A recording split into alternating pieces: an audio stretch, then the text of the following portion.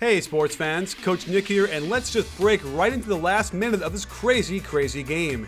With the Clippers' huge lead almost evaporated, they're still in good position up 4 with 1:20 to play. They run the horn set that works so well for them down the stretch in Game 4, and Perkins takes away the CP3 drive this time, but then it leads Blake wide open for the roll, and Ibaka is forced to put him on the line. After making the first, he chokes on the second, but Big Baby wrestles Ibaka for the ball, and the Clippers are in perfect position to take control of this series.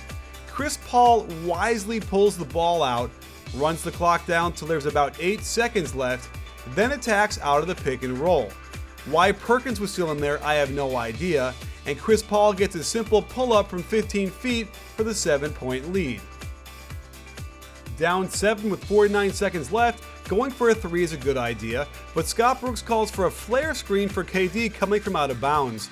This is a bad idea, mainly because if Russ makes a mistake by an inch, that ball is a dunk on the other end. The Clippers defend this action well by switching, so KD does a nice job to break back towards the ball, and even though Big Baby does as good a job as he can, Durant nails the tough 3. With a 20-second difference on the shot clock, you could get away with not fouling here, but Reggie Jackson comes running from out of nowhere to double Chris Paul.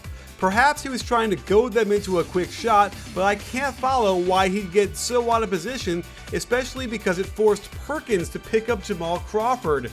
With this juicy mismatch for the Clippers, Jamal runs the clock before isolating on him, and he blows right by him for the scoop shot, but just can't finish over Ibaka. But watch Matt Barnes. In this situation, there is no need for him to go for the offensive rebound. What they need to do is make OKC take 12 seconds off the clock before shooting. Instead, he rushes to the hoop and is now so far behind Kevin Durant that when Russ makes this heads-up play to pass the ball up court, there is no way to stop him from scoring in 3 quick seconds. And here's where the wheels completely fall off for the Clippers. They're still in perfect position, up by 2 with under 20 seconds to go. The Thunder must foul. No need to rush, no need for CP3 to even pass it. But watch what he does. He leaps into the air as Westbrook swoops in. It appears to me that Chris Paul wanted to pass up court to Big Baby, which makes 0 sense. There is no way he passes this ball at all. But Russ knocks the ball loose.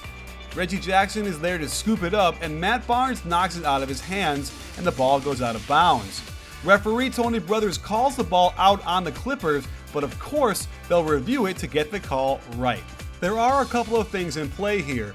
One is the rule that states if a player has his hand in contact with the ball and an opponent hits the hand causing the ball to go out of bounds, the team whose player had his hand on the ball will retain possession. And at first glance, you might think this is what happened. However, the ball doesn't just go out of bounds once Barnes hits Jackson's hand. Jackson ends up touching the ball with his right hand, so this rule doesn't really apply. The big kicker is what Tony Brothers said immediately after the game in his statement. He says the replays were inconclusive as to who the ball went out of bounds off of, so they must go with the call that was on the floor. Looking at the replay, do you think it's inconclusive? Again, the Clippers aren't in bad shape here, up by 2, only needing to force a miss and win this game. The Thunder run a decent out-of-bounds play, but Blake helps out on Russ to stop any close-in shot, so they set it up. However, it looks like Scott Brooks forgot to tell them to run a play because no one seems to break into a specific spot or do anything that resembles offense. And when Russ just jacks up this sudden 3, all I could do was shake my head. But then things took a turn.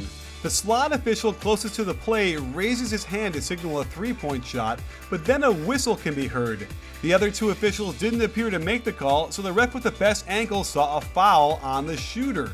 It's almost impossible to believe we could have another foul on a 3-point shooter, but here we are in the most crucial call of the most crucial game of the series, and Chris Paul gets whistled for a foul that gives the Thunder a chance to steal this game. It's not clear from the replays where exactly the foul is. However, let me know if you think CP3 made contact on his elbow or not.